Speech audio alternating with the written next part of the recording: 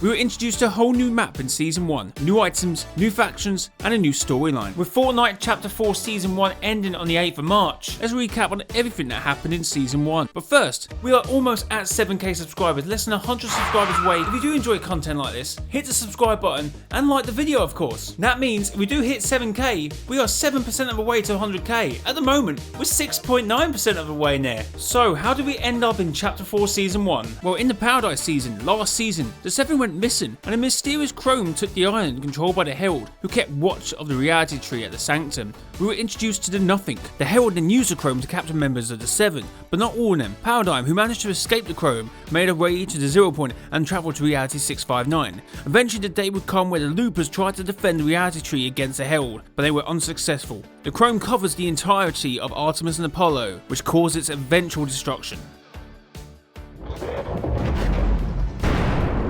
During the Thatcher event, Loopers collected 0 point fragments which allowed Paradigm to use Zero Fusion to form a new island of Asteria. We came to the new island with the 7 missing, and we soon ran into A.M.I. A.M.I. tells us before the Paradigm disappeared, she left us a message, but crossed it between colliding land masses. She was always a bit of a joker, Paradigm. So we did collect the broken pieces of Paradigm's message, and she wanted us to bring a box of refined material to the quarry. A.M.I. tells us she won't use the free time to become self-aware and end humanity. That's good to know, A.M.I. Unlike the other 3 previous A.M.I.s, hopefully none of them come out of the woodwork. A.M.I. tells us that someone else has been mining this raw ore and using it as a fuel source, but the rocks we just dropped off was 100 times more powerful. So what do you think A.M.I. tells us? Well, with enough of this stuff, a untethered AI could mind blend the island into a big old existent smoothie if they wanted to, which A.M.I. tells us she's not going to do that. A.M.I. trying to keep her mind off of these ominous files she keeps writing in her sleep tells us that the kinetic ore wasn't on the old island, and that this island loses it for everything.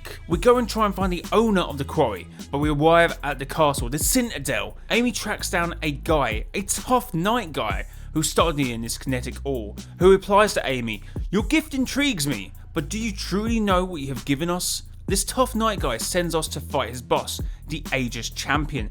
Remember Geno, the leader of the Imagine Order, and the Order and the Imagine's father? Yes, that guy. This guy, the Aegis, is a snapshot of Geno, a snapshot left to rule an empire. Snapshots is a loop way of replacing someone when they leave the loop. The Aegis is the leader of the Oathbound and not the only new faction on the island. The Reality Warriors located the Brutal Bastion, but as of yet they've been pretty quiet.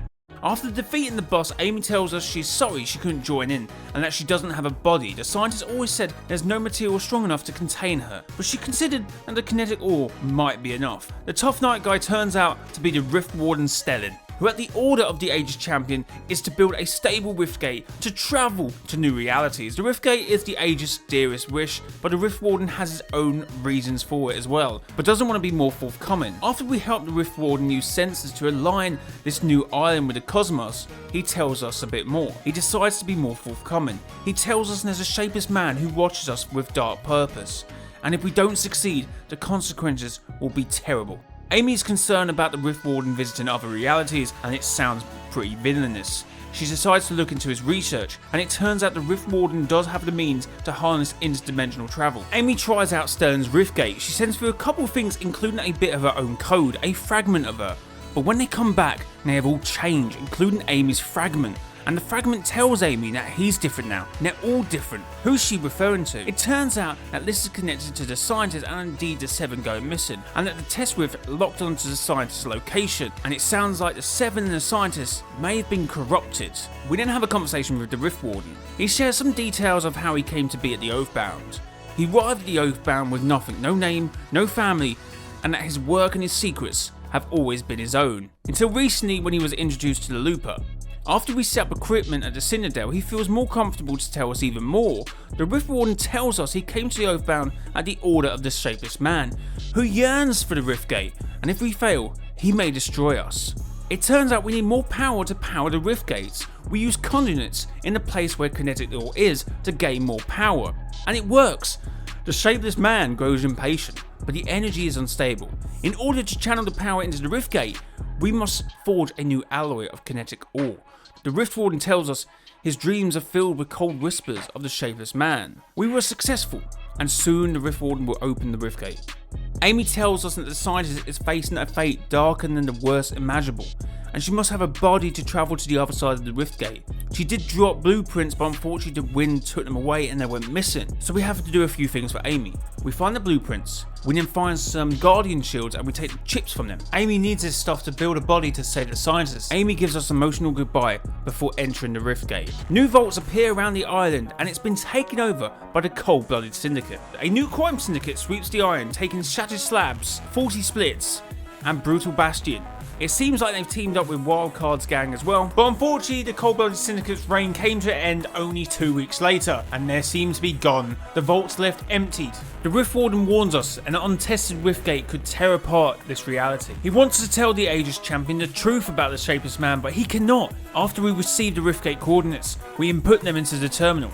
The Rift Warden talks to us again and tells us each night he dreams of stars swallowed in darkness and the Shapeless man waiting. When the Paradigm introduced a refined kinetic ore to the island, the Shapeless man returns to the Rift Warden. Stellan tells us he hopes we don't succeed, but we will suffer if we fail. After making contact with the Rift Warden again, the Rift Warden cannot sleep. He tells us the Shapeless man does not care for the island, but the Rift Warden still decides to turn on the Riftgate. But once the Riftgate was turned on, for whatever reason it would not stabilise. Someone had manipulated the coordinates, and there was a saboteur amongst us. The gate will not stabilize. Then I cannot shut it off. Someone has manipulated the coordinates. But why? Find our saboteur. Demand answers. We must know what is coming. So you go and explore the island to try and find this saboteur, and you have the possibility of speaking to 4 people, but you can only actually speak to 2 of them, which makes me think it's probably none of them. So the 4 possibilities are Scrap Knight Jules, Evie, Princess Felicity, and Snowheart. But the 4 people you speak to all seem to suggest that if they had the choice to do it, they would have done. The energy of the Riftgate is destabilizing. This could rip open the entire sky. And we have no idea what's on the other side. The stars help us. It's currently left ambiguous as to who the Shapeless man is, and what's on the other side of the Riftgate, and even if they are even connected.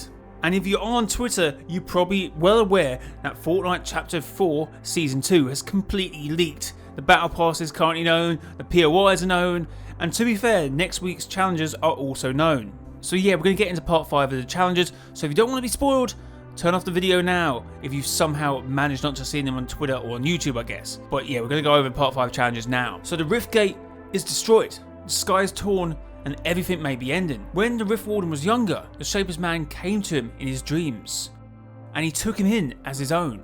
Rift Warden then tells us, track down the Oathbound data devices at locations on our map. He then tells us outsiders may have insight into the workings of the rifts. Search their laboratories for research notes. After we do this, Rift Warden tells us this data is catastrophic. Perhaps the forbidden works of the exiled sages, they might have the answers we seek. Now what he's saying, the forbidden works of our exiled sages are very important, knowledgeable and quite smart people. So what I think the Rift Warden is saying here, that these outsiders used to have previous connections with the Oathbound before being removed because their practices were too controversial. Rift Warden says, thank you my friend. This may be our only hope, which is a prophecy. A beautiful monster enabled by hubris of a champion. They say nothing of what comes next unless that science itself is the prophecy. The rift is growing though. The Rift Warden sleeps without dreams. The Shapeless man thinks he has won. He always said he imagined a world of a perfect order. There is no room in a world like that for the likes of us. Take these telescopes to the places marked on your map and examine this sky rift in more detail. The Rift Warden then says, it is as I feared, the rift in the sky threatens to rip open. My life among the Oathbound has been lonely and full of secrets. You have stood beside me on this battlefield together. Perhaps we can win, the stars will decide in the end, but thank you for everything my friend. And it seems like the Peace Syndicate is finally coming. Obviously we've had small indications that they've been around, but it seems like next season they're going to be important, as well as the Fox Clan. And that's where we leave it for Chapter 4 Season 1. I just want to make a quick statement about Part 5 challenges. I am obviously only reading what the challenges will say and no locations and no added context is there. But one thing I'm really interested about is when the Rift Warden talks about the outsiders and knowing the inner workings of the rifts. It says we have to go to their laboratories to find this. it could be very interesting when their laboratories are, if indeed it is important. And another thing I do find interesting, and I have mentioned it before in videos, is that Paradigm brought the refined kinetic ore here. Isn't that what she was doing in 659, as well as trying to get ready for Zero Fusion? It is some food for thought. So guys, if you did enjoy this video, like the video and subscribe. Remember, we're on the road to 100k, so get subscribing. It's been your boy, Mr. White. Till next time, bye bye.